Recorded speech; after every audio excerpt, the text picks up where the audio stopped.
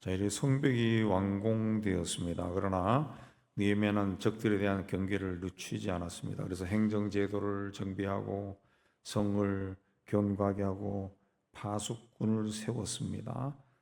왜냐하면은 6장 그 15절 이하에서 쭉 보면은 유대 귀족들 중에도 도비아와 사돈을 맺은 사람들이 많았다는 거죠. 그리고 도비아에 대해서 19절에 좋게 말하는 사람들이 많았다는 거죠. 그러니까 도비아가 아마 그 시대에 굉장히 재력가였는가 봅니다. 그래서 유대에 돌아온 유대 귀족들이 뭐 세월이 한 150년 지냈으니까 유대 귀족들하고 혼인도 맺고 아주 뭐 어디에 기부금도 내고 뭐 이렇게 해서 좋은 일들을 많이 했는가 봐요. 그래서 이 사람들이 무슨 일을 꾸밀지 알 수가 없었다는 거죠. 알 수가 없었다. 하나님의 사람들은 하나님의 일을 할 때 항상 근신하고 깨어 있어야 됩니다. 그냥 주변에서 좋다 해서 나도 좋아 하고 헬렐레 하다가 그 틈을 타고 사탄이 기어 들어오는 거예요. 사탄 항상 틈을 타고 들어옵니다. 그래서 고린도전서 10장에도 선줄로 생각하는 자가 넘어질까 조심해라. 예수님도 비유해서 귀신을 쫓아내면은 귀신이 돌아와서 깨끗이 청소된 것을 보고 다시는 쫓겨나지 않으려고 자기보다 강한 귀신 7을 데리고 온다 그랬습니다. 그런 일들이 뭐 예를 들면 한이 없이 많습니다. 그래서 하나님이 우리에게 은혜를 주시고 복을 주셨을 때는 그걸 잘 간직해야 됩니다. 잘 간직해. 자, 이 성전을 재건하고 성벽을 건축했다. 이건 하나님의 큰 은혜입니다. 분명히 느헤미야서에도 나오지만은 방해꾼들이 굉장히 많았다는 거죠. 그러면은 이렇게 고생해서 그 포로 생활에서 돌아온 지 100년이 넘어서 다시 재건했다 그러면은 그 성과 성전과 성벽을 잘 지켜야 됩니다. 두 번 다시 그 허물어지는 일이 없도록 해야 됩니다. 우리 주변에도 보면은 하나님이 은혜를 주시고 축복을 주셨는데 그걸 잘 간직하지 못하는 사람들이 있어요. 주신 것도 다 잃어버린 사람도 있고 자꾸 하나님께 달라고 요구하는 사람들. 하나님께 좀 갖다 바치는 것이 아니라 계속 달라고만 한다고. 계속 달. 우리는 하나님이 우리에게 주신 것을 감사함으로 받고 잘 간직하고 하나님이 주신 것은 왜 주셨습니까? 물질이나 지식이나 재능이나 나누라고 주신 거죠. 나누라고 주신 거. 그걸 자꾸 작은 것이라도 자꾸 나누면은 하나님이 보시고 야, 얘는 정말 내 마음에 합당한 애구나 해서 그 사람에게 자꾸 채워줘. 물질도 주시고 지식도 주시고 재능도 주시고 자꾸 주시는 거예요. 그래서 하나님의 이름이 이 사람을 통해서 자꾸 주변에 퍼져나가게 하는 거예요. 그 복의 근원이 되는 거죠. 복의 통로가 되는 거죠. 그렇기 때문에 하나님의 그 일을 맡은 자들에게는 충성이다 그랬죠. 충성이라 하는 것은 뭐 군대처럼 그냥 경례하고 그냥 하라는 대로 쭉쭉 뭐 명령에 따라 복종한다 그런 것이 아니라 하나님의 일, 하나님의 마음과 하나님의 뜻을 알고 그걸 자기가 실천하는 거죠. 그러니까 그 중요한 것이 나에게 있는 것을 나눠주는 거죠. 나눠주는. 그게 자기 거를 지키는 겁니다. 자기 거를 잘 지키는. 우리 현실 세계 속에서는 그게 하나님 나라를 지키는 거고 견고하게 하는 거죠. 우리가 선한 마음을 가지고 우리에게 있는 것을 주변에 있는데 베풀고 나누고 그렇게 하면은 사탄이 들어올 수가 없죠. 사탄이 들어올 수 없어요. 그러나 이걸 막 움켜쥐고 하면은 나는 굉장히 견고하게 내 거를 움켜쥐고 지킨다 하지만 사탄은 그걸 깨버릴 수 있는 틈이 생기는 거죠. 왜? 주변 사람들도 말하잖아요. 저 사람은 깍정이야, 수존노야, 구두쇠야, 혼자만 알아. 이 비난이 들어오잖아요. 그러면 깨져버리는 거죠. 사탄이 이용할 수 있잖아요. 2절에 보면은 하나니와 하냐냐가 나옵니다. 이름이 비슷한데 하나니는 네아우라 그랬습니다. 느헤미야의 동생입니다. 1장에 나오지만 과거에 예루살렘에 다녀와서 성이 얼마나 황폐한가 하고 느헤미야에게 알려준 사람입니다. 그래서 성벽 재건 사업을 일으키도록 했던 사람.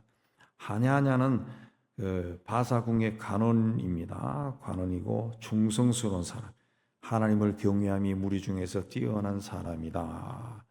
느헤미야처럼 페르시아 궁궐에서 고위직에 있었는데 느헤미야처럼 신앙이 아주 좋은 사람이야. 좋은 사람. 네. 이 사람들에게 이제 느헤미야가 명령을 한 거죠. 명령을. 자, 하나님의 일은 하나님을 경외하는 사람들이 하는 겁니다. 하나님을 경외하지 않으면서도 하나님의 일을 할 수가 있습니다. 할 수가 있습니다. 근데 그런 사람들은 하나님의 일을 하고 나서 하나님이 아니라 자기 이름을 자꾸 드러내죠. 자기 이름을 드러냅니다. 자기 이름을 자꾸 드러냅니다.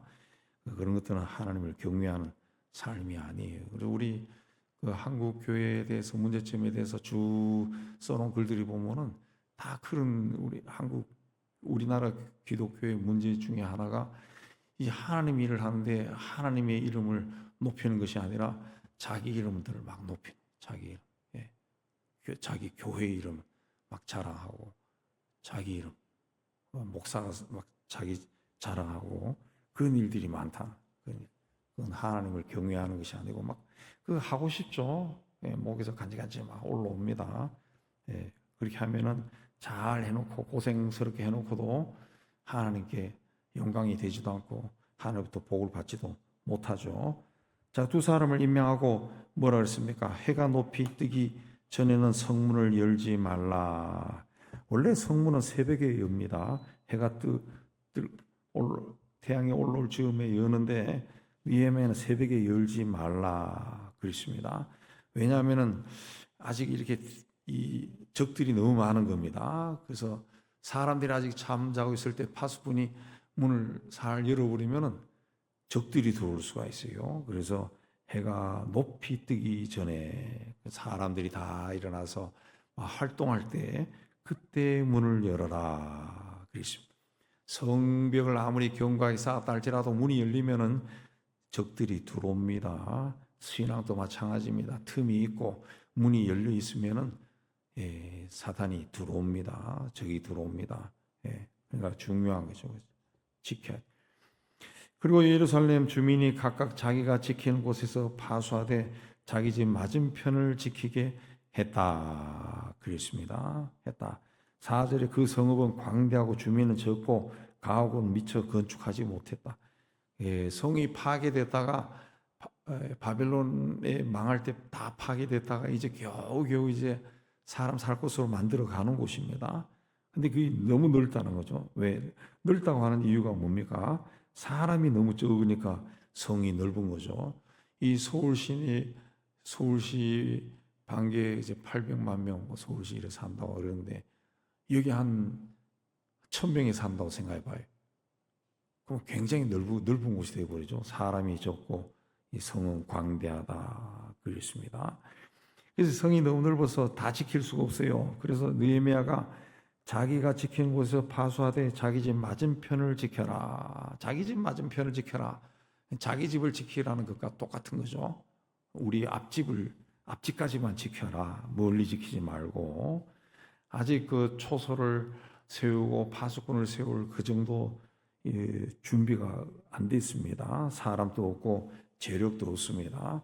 그래서 모든 사람이 자기 집은 지키라는 거죠. 자기 집은 지켜라 그랬습니다. 우리가 신앙생활 할 때도 연약한 사람들은 어렵고 힘든 일 만나면은 기도도 많이 부탁하고 또 도움도 받고 뭐 이렇게 하려고 하는데 신앙생활에서도 제일 중요한 것은 자기 신앙은 자기가 지켜야 돼.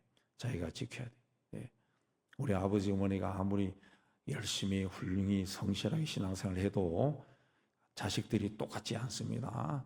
또 아버지 어머니가 신앙생활을 제대로 안 해도 또 자식들 중에는 탁월하게 신앙생활하는 사람이 나옵니다. 자기 신앙은 자기가 지켜.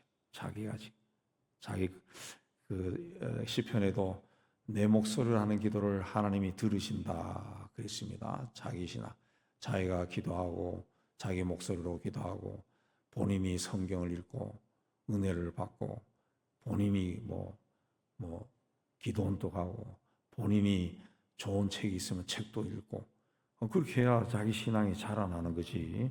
그냥 가만히 있다 해서 자라는 것도 아니고 어느 큰 교회 다닌다 해서 내 신앙도 커지는 것도 아니라는 거죠. 커지는 것도 아니라는 거지.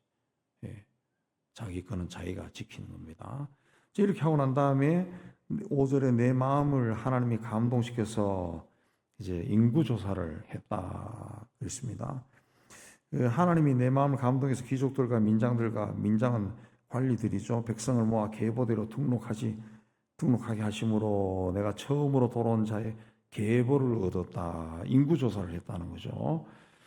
인구 조사를 하든 이 인구를 조사했다라고 하는 것은 이제 결국은 이제 군대와 세금 때문에 인구 조사를 하는 겁니다. 뭐 세계 역사에 다 인구 조사하는 것이 우리나라 조선 시대나 뭐 다 그 군대 그리고 세금 때문에 인구 조사를 하는데 이것도 이제 하나님의 감동과 인도함을 따라서 해야 됩니다.